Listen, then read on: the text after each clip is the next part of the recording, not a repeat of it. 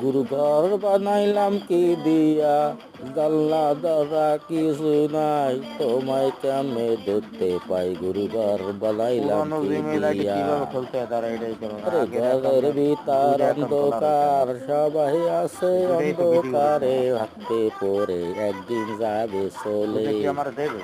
বান্দা ফুম পায়রা, মাথায় দিয়া টায়রা। পাসওয়ার্ড তো মনে আছে, তাহলে ওইসব পাঠাবো। পাতাইলে আয় না।